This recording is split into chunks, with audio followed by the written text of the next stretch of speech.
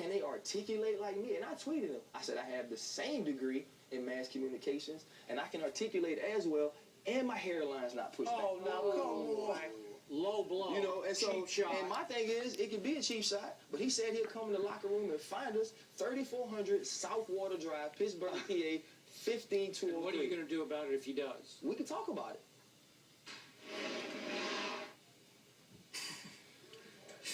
First of all, I don't know who in God's name told him he can articulate himself as well as me. I don't know what you're sniffing. You're in another world, but I won't even go there. What I would say is that, unlike Ryan Clark, evidently with his words, I do my homework. I'm not going to disrespect that man like he disrespected me. Skip, you've been on this air with me. Have I ever even uttered his name? No. I have never said a word about Ryan Clark. I have never met Ryan Clark. I do not know Ryan Clark. And I will show up in Pittsburgh when the Steelers give me something relevant to show up for. Okay? When they're winning games or if there's a compelling story, I will be there. Maybe Other they than beat that, Jim Tebow? maybe so. Maybe so. But in all seriousness, the reason why I felt the need to address Ryan Clark and his comments really evolve around what he misinterpreted, and I'm offended by what he misinterpreted. His insults towards me, please, man, I'm over 40. I ain't got time for all of that. My issue with him was when he tried to say that I said that athletes are not educated and they can't articulate themselves. The operative word was some. Ryan Clark, can we really deny that? Can we really deny that there are some athletes that are not educated? That there are some athletes who don't necessarily articulate themselves that well? That there are some athletes that flat out make some of us uncomfortable when they are talking in front of camera because of their ability to engage in dialogue is not as great as we would like it to be? That does not mean most of them. That does not mean all of them. That means some of them. And my question to Ryan Clark, rhetorically, because I'm really not interested in talking to him, would be, why would you feel the need to personalize it? You went to LSU. You were the undrafted free agent picked up by the New York Giants, played in the Washington Redskins, been with the Steelers since 2006. You are the person that has been active in the community for a variety of worthy causes, you and your lovely wife and family. Why would you feel the need to personalize something where your name was never brought up into the equation? Did you personalize it when Ben Roethlisberger got in trouble? No. Did you personalize it when James Harrison got in trouble? No. Did you personalize it when a plethora of NFL athletes were getting arrested for a variety of reasons that had absolutely nothing to do with you? You didn't personalize it then. Did you personalize it when the bounty system came into play and we started questioning whether or not bounties existed throughout the NFL? You didn't personalize it then.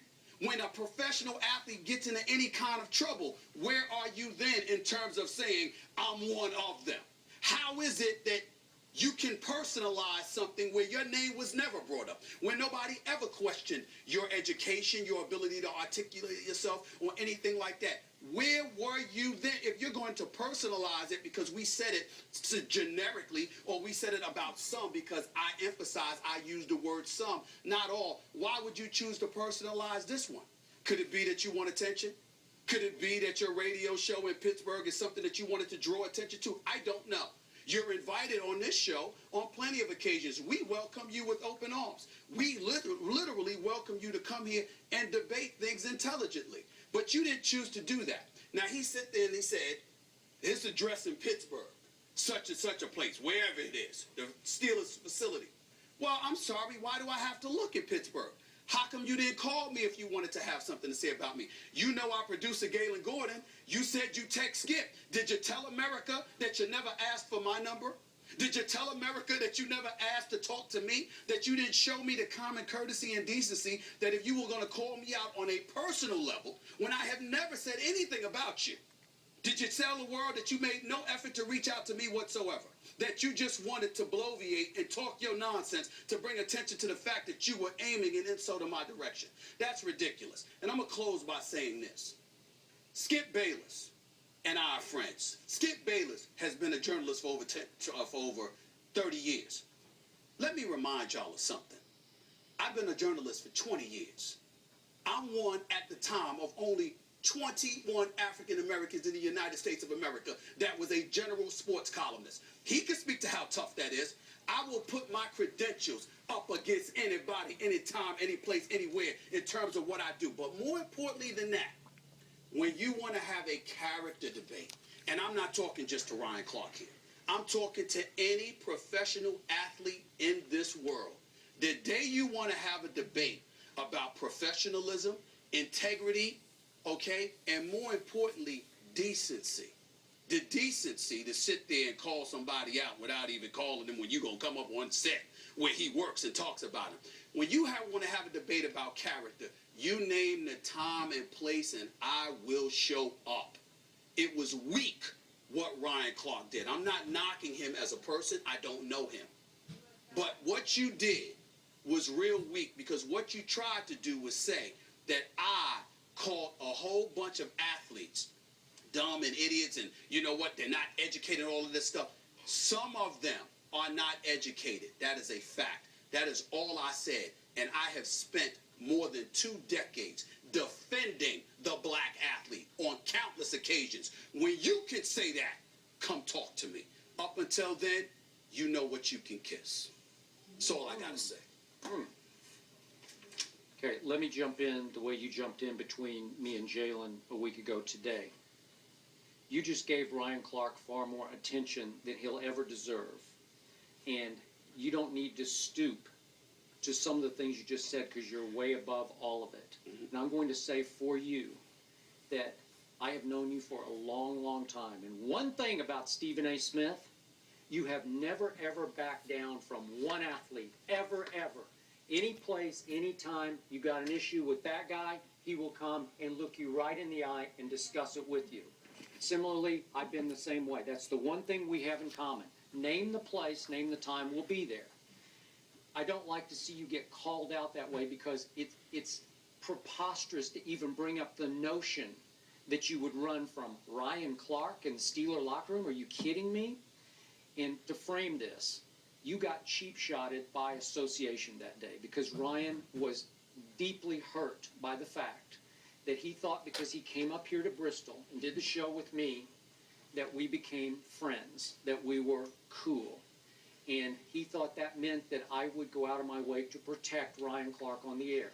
And I was hard on him last year, sometimes overly hard, and I apologized to him for that, because I felt like I got carried away in the vein of trash talking with Ryan Clark, and he took it almost childishly. He came across like a hurt child. So he wanted to come in on Monday and spew all over me, which we gave him the opportunity to do, and it was great, and I think he felt much better about it. But by association, he also decided to cheap shot you out of bounds. I'm gonna wrap this up because I know we gotta go. Yeah. I don't regret a single word I uttered. And the reason why is this. The only reason I addressed it is not because of what he said about me. I don't care. It's what he said that I said. That somebody pompous and arrogant enough to say that athletes are not educated, and athletes can't articulate themselves. I never said that and never would.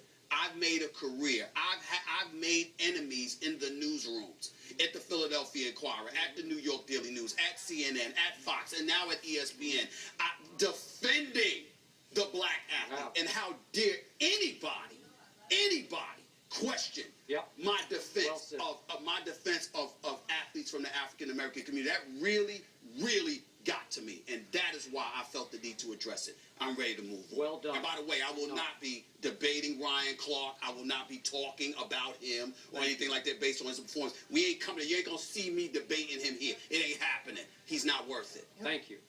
Defending yourself. We will leave that right there. I think it's a good time to take a break. But last night, the